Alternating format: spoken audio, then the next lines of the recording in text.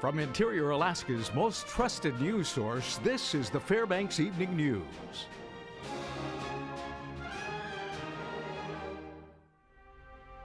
Good evening and thanks for joining us. Our top story tonight, a Fairbanks man is in jail on a no bail status after authorities say he broke into a home and tried to shoot one of the residents in the head. That's right. 35-year-old Levi Rachinsky was arraigned this afternoon on charges of attempted murder, first-degree burglary, felony assault, and theft. Court documents say Rachinsky drove to the residence on Roberts Roost Road in a stolen vehicle.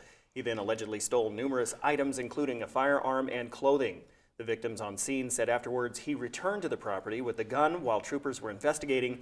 It was then that he threatened to shoot one of the men and actually pulled the trigger. The single-action gun did not go off, but authorities say it was fully loaded. Rachinsky also had a warrant out for his arrest at the time of the incident for failure to report to jail. In his pocket, one of the firearms, that was a handgun revolver, and in the course of struggling, stated his intent that he was going to kill one of the victims, this younger gentleman. Actually took the handgun and pointed it at his head, that is the victim's head, and did his best to pull the trigger. A U.S. District Court judge in Anchorage has ruled that Alaska's ban on same-sex marriages is unconstitutional. Federal court judge Timothy Burgess overturned the ban on Sunday that prevents couples of the same sex to marry in the state, ruling that it denied those citizens equal rights under the U.S. Constitution. The decision comes after the rejection of appeals by other states from the 9th U.S. Circuit Court of Appeals and the U.S. Supreme Court that have attempted to keep bans on same-sex marriages intact. Now, although the ban was overturned, gay couples wanting to marry will still have to wait, as the state of Alaska has a 3-day waiting time for marriage licenses. However, those who have been waiting for this moment say that small delay will not take away the happiness they feel after a long fight for equality. You know, planning a wedding and then like, okay, well, we'll have to go somewhere else because right now it's not, you know, and it's not fair. It's not fair, you know, equal rights are important. We also want to have, you know, strong family values. You know, getting married is about having a family. You know, whether or not they're going to have kids, it's still a family. You know, having a husband or a wife is about starting a family together. And I think that's what's really moving forward is, you know, open your eyes and open your heart a little bit to understand that we just want to have families like everybody else. Alaska Governor Sean Parnell announced that the state will appeal the U.S. District Court's ruling that invalidated Alaska's definition of marriage. Governor Parnell said in a press release issued Sunday that they will defend the Alaska Constitution. Now, Parnell is running for re-election as the state's top executive. His campaign manager, Tom Wright, released a statement on Sunday chiding independent gubernatorial candidate Bill Walker for remaining silent on the issue. The Walker campaign fired back Sunday evening. Walker was quoted in a release stating he views marriage as the union of a man and a woman, but as governor, he would uphold the laws of the land. Parnell and Walker are scheduled to square off at noon during tomorrow's Fairbanks Chamber of Commerce gubernatorial debate and forum at the Carlson Center. However, questions will be centered on business and not social issues.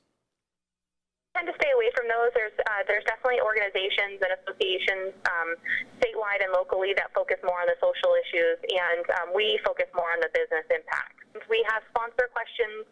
Associated Builders and Contractors, along with Alaska Oil and Gas Association, are co-sponsoring tomorrow's forum with us. We will have close to 400 people in the arena at the Carlson Center. It is open to the public. Reservations, if you would like to have lunch, are required, and there is a $5 listening fee for the general public. All right, Mike Schultz is joining us for our first look at weather. Mike. Hey, it wasn't too bad of a weekend. We had a few spits of snow here and there, and the same thing's happening right now. We might see a few areas of light snow shower activity this evening, but all in all, the weather pattern is not showing a whole lot of sign of change. Here's our latest radars. You can zoom in on around the Fairbanks area and see just to the south of us, we are looking at a little more moisture coming our direction. So I wouldn't rule out the possibility of seeing a little light dusting possibly throughout the evening. But after that, things look pretty good. And in the lower 48, boy, it's been a rough day. A lot of violent weather to talk about. We'll talk about that and all the weather coming up a little bit later on. Back to you guys. All right, thank you, Mike. Now, when we come back, passengers escape serious injury after a vehicle accident on the Johansson. And a North Pole man gets a plea deal after being accused of attempted murder. Those stories are next. Stay with us. Welcome back to the Fbx Evening News. If you noticed a little delay in the traffic pattern at the intersection of Johansson and Old Steese this afternoon around 3 p.m., well, there was good reason. 2 vehicles were involved in a serious crash that allowed both drivers and their passengers to walk away without any injuries. The accident involved an SUV heading east on Johansson, a pickup truck turning in front of the SUV, causing the collision, and the pickup truck to flip over on its side. No more details are available at this time, but again, with this wreckage, amazingly, there were no injuries in the accident. A North Pole man accused of trying to murder his ex-girlfriend pleaded guilty to reduced charges this afternoon in Fairbanks Superior Court. 24-year-old Trevor McCumbee, who was originally facing 7 felony charges that included attempted murder and second-degree assault, entered a guilty plea to a single count of third-degree assault and violating his probation. Court documents say McCumbee beat up the woman, stepping on her neck and throwing her against a doorframe, all while telling her she was, quote, going to die here, end quote. An open sentencing for McCumbee will be held in March of 2015. A North Pole man charged with felony assault and weapons misconduct will be released from jail and sent into a rehabilitation program. 28-year-old Ryan Sparks will be released to the Ralph Perdue Center, a residential and drug rehabilitation center, for 45 days. Court documents say Sparks engaged in a standoff with Alaska State Troopers at his home in North Pole. Now, state troopers set up a perimeter, and after firing multiple rounds, Sparks surrendered and was arrested without incident. We continue now with our series on the 21 agencies that make up the United Way of the Tanana Valley. Tonight, the News Center's Mike Schultz spotlights the ACCA. The Alaska Center for Children and Adults, or ACCA, has been in the community since 1946 with the mission of improving the lives of people with disabilities and their families by providing quality of diagnostic, therapeutic, educational, and referral services in conjunction with other community providers without regards to ability to pay. Susan Kessler is the executive director for ACCA, and she says the United Way has a major impact in the way their agency is run. Yeah, so we really do rely on United Way funding at ACCA, and there's a couple different ways we use United Way funding.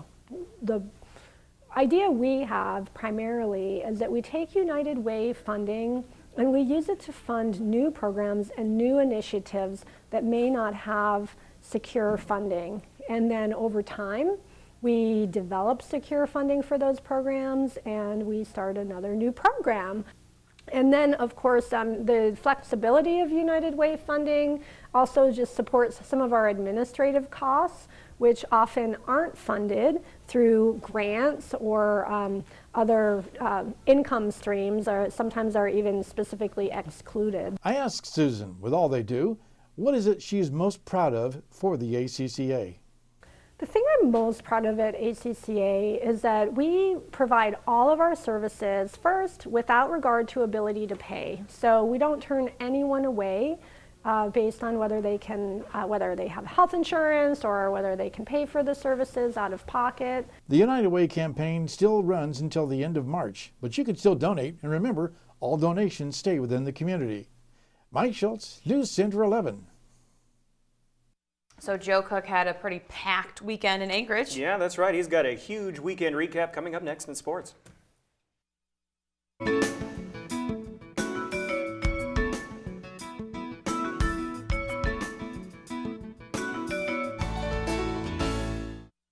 Welcome back, Interior Alaska. A lot to get to in the weekend recap, so let's get started. It was simply a great weekend of hockey for the Alaska Nanooks. They displayed speed, skill, and grit, and were rewarded with 2 wins in the Kendall Hockey Classic. After shutting out number 10, number 12 Wisconsin 1-0 on Friday, Alaska defeated Maine 5-2 on Saturday. Rookie Peter Krieger scored his first goal to tie the game in the first period. The Nooks never looked back. Davis Jones, who was named WCHA Defensive Player of the Week today, was also the Kendall's most outstanding player with 33 saves and saving 94% after the 2 wins.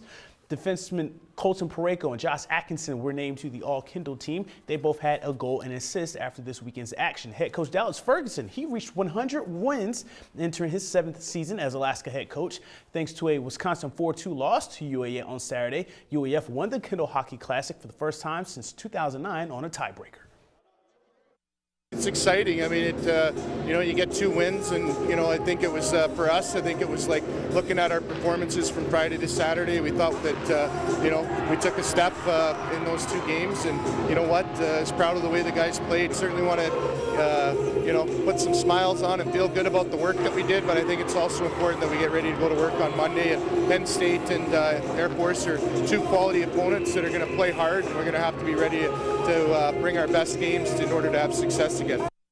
And after a 3-2 victory on Friday night, Fairbanks Ice Dogs were looking for their 4th straight victory on Saturday, but the Minot Montoros used a huge 3rd period to prevent the sweep. Fairbanks was in control with a 3-2 lead after 2 periods of hockey. Ryan Gorowski had 3 assists playing distributor on Saturday night. He found Ethan Somoza twice for goals, but Minot answered every Ice Dog goal. Chandler Marjorie scored a power play tally late in the 2nd period to give the Banks a 3-2 lead going into the 3rd, but Minot scored 2 goals less than 4 minutes apart.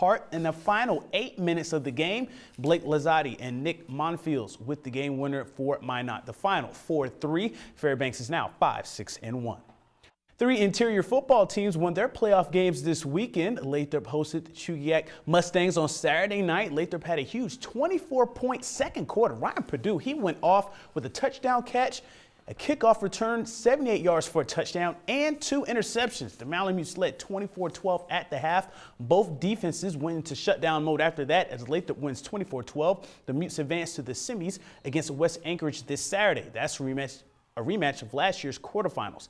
Now in the small school semifinal, the Allison Ravens punched their ticket to the title game with a solid 41-6 victory over Barrow on Saturday. Now Allison, they got it done on both sides of the ball. Caleb Dunlap, he was a force with 3 touchdowns for the Ravens on Saturday, and Anthony Griffith, he added a pick 6. He had 106 rush yards and a touchdown. Now Allison will face the Nikiski Bulldogs this Saturday for the small school state title. Allison is 8-0 and Nikiski is 8-1. Their only loss was to the Ravens. This will be a rematch of last year's semifinal and a rubber match from the 2012 state title game. And we go down to Anchorage for the medium school semifinals now. North Pole and Kenai, second quarter action here, tied 14-14, but Dew Rogers, he breaks the tie with a nifty run to the end zone. It was all North Pole from there. The defense went on another level, shutting out Kenai from that point on. Rogers scored 5 total touchdowns, 4 on the ground, as the Patriots scored 33 unanswered points en route to a 47-14 win. DeAndre Campbell had 146 rush yards and a touchdown. Laffy Skips added 91 yards on just 7 carries. North Pole rolls into the state title game against Soldotna. We just doing what we got to do. We all come together, and that's what we all plan to do. Play hard, do our best, do everything we can. I was so excited for our defense at the Colony game. They showed out and definitely put in work. So I'm glad that our defense is like growing up and showing out. Just the fact of going to state, the nostalgia of going to state, that itself is just amazing. And being here, giving another week with these guys, we're not there for the trophy. We're here to be with each other even longer, baby. North Pole's win came at a price. This was bizarre. Head coach Rich Hennert was ejected late in the first quarter as North Pole received 2 unsportsmanlike calls for illegal uniform accessories, which were team rubber bands. No love from the refs as North Pole had 13 penalties to Kenai's 3 at halftime, but Kenai was even penalized on the second half kickoff for not coming to the field on time after the halftime break. Pretty bizarre stuff, but Hennert will not be allowed to be near Diamond High School when the Patriots take on Sohai for the state title this coming Saturday. It's the first state title game for North Pole since 2004. And now here are this week's I-5 interior top 5 plays. Check them out. At number 5, the Monroe Rams win the Grace Invitational Volleyball Tournament after beating Valdez twice on Saturday in the title round. Number 4, Dew Rogers rushing for 4 touchdowns to North Pole's 47-14 win over Kenai in the medium school semifinals on Saturday. At number 3, Ryan Perdue with the trifecta for Lathrop. The senior made plays on offense, defense, and special teams. He scored on offense and special teams in Lathrop's 24-12 win over Chugiak in the large schools quarterfinal on Saturday. At number 2, the captain Colton Pareko with the game-winning power play goal in Alaska's 1-zip win over number 10 Wisconsin on Friday night. At number 1, sophomore goalie Davis Jones makes 33 saves after 2 wins, 1-zip over Wisconsin and 5-2 over Maine, and Alaska wins the Kendall Hockey Classic for the first time since 2009. To select the play of the week, go to the KTVF Facebook, YouTube, and Twitter pages, comment on the post, or email Joe Cook at KTVF11.com for your pick. The play of the week will be revealed this Friday. The I-5 Sports Report is brought to you by Adient Orthopedic Physical Therapy. And that's it for sports. Weather is next, and we'll catch you next time.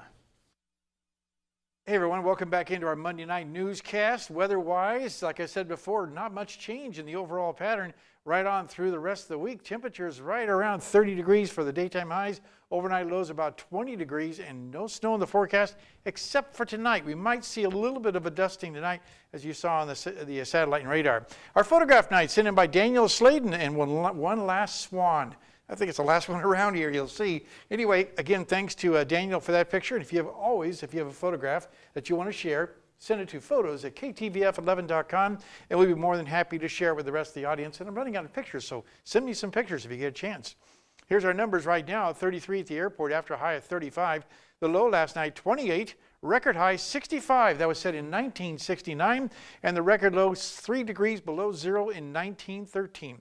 Sunrise this morning about 8:42. Sun sets this evening at 6:33. That works out to 9 hours and 51 minutes of daylight. That's a loss of 6 minutes from yesterday.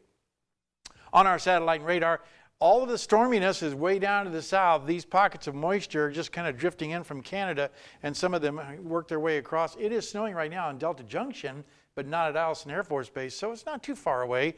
And we're looking at, like I said, that pattern to continue. Now, what's going on across the rest of the state? Well, for the most part, you can see cloudy skies, a little few showers around Juneau. Ketchikan, more rain there, 52 degrees. Down around Anchorage, 47 degrees sunshine after a wet weekend. Some snow showers over the southwest, cool up on the north slope. Barrow at 24 degrees. Lower 48 weather, here's what it looks like. And we'll start with the Pacific Northwest where it is raining. In Seattle, 70 degrees there. Once again, very warm temperatures in San Francisco, 88 degrees. In contrast, 58 degrees at Denver. And then, of course, we talk about the storminess across the deep south. Here's what it looks like on the satellite and radar. Very intense storm system. Came through with tornadoes last night in Arkansas, and there are tornado watches and warnings out for all of the deep south tonight. And the overall picture, as you can see here, a big swath of storminess that will have heavy flooding downpours, damaging winds, and tornadoes. So got to keep an eye on that. Now, the overall picture for later on this week is calling for the jet stream to retrograde back up to the northwest and giving its showers across the Great Lakes. More rain across the Pacific Northwest, but warm and dry continuing out to the west. All right, here's what it looks like for Alaska for tomorrow. For the northern sections, snow showers in the Barrow area, flurries in Nome, and mostly cloudy skies for Fort Yukon. Here in the interior, we'll be looking at, for the most part, mostly cloudy skies for Fairbanks, light snow showers for Healy and Delta Junction. Over the southeastern sections, more scattered rain showers, Juneau and Ketchikan, while over the southwest portion of the state, we'll be looking at mixed showers for Cold Bay, partly cloudy skies in Bethel, and mostly sunny skies at Kodiak Island. And around the Anchorage Bowl, well, again, nice weather expected there. Sunshine for Anchorage and Homer, and partly cloudy skies in Valdez. Normally we'd be doing our kids' weather today, but some technical problems. We'll get back up with those kids tomorrow, and we'll be visiting with the kids from Crawford Elementary School. So we'll head right on to the weather forecast and show you our forecast for tonight. Well, went by real quickly, didn't it? Again, we're looking at tonight, looking at maybe cloudy skies, a little light snow shower activity. Overnight low about 22 degrees. Tomorrow's forecast, mostly cloudy, a little bit warmer, 39 degrees. And the extended forecast, looking again for temperatures to cool back down and then kind of remain right around that 30 to 34 degree range, with the lowest temperatures right around 30. Now, the overnight lows will also be cooling down, but you'll notice there's no snow in the forecast there, just mainly mostly cloudy to cloudy skies right on through the 5-day period. So all in all, like I said, not too bad for this time of year. It could be a lot colder, we know that. That is definitely true. That ought to make you happy, Joe. Yeah, it does. I mean, I mean, when it gets below zero, I start getting a little nervous, but it's You got a little break. You got to go down to Anchorage. Actually, it wasn't. It was raining like all weekend down there. It was Right. like just rain upon rain. It stopped a little bit, but it kept back up. So it was pretty wet down there. So I don't think I got away from much. Yeah, that's okay. Whatever. Yeah, at least let you it got to snow. go. Let it snow. I Right. say. Yeah, it was still good to go down there, see all the teams. A lot of teams successful down there. Great weekend for interior teams. Yeah, absolutely. Nanook's Good playing showing. good Yes, hockey. they look great out there. Yeah. And now they got their own tournament this weekend. Yep, the Bryce. The Bryce. Yeah, that's going to be awesome. All right, thanks, guys. And that will wrap up this edition of the Fairbanks Evening News. We are glad you could join us. Tonight on NBC Lightning News, see how students turn trash into creative treasure. That's up next with Brian Williams. Join us here 6 days a week at 6 and 11 or online anytime at webcenter11.com. Yeah, from all of us here at the News Center, have a good night.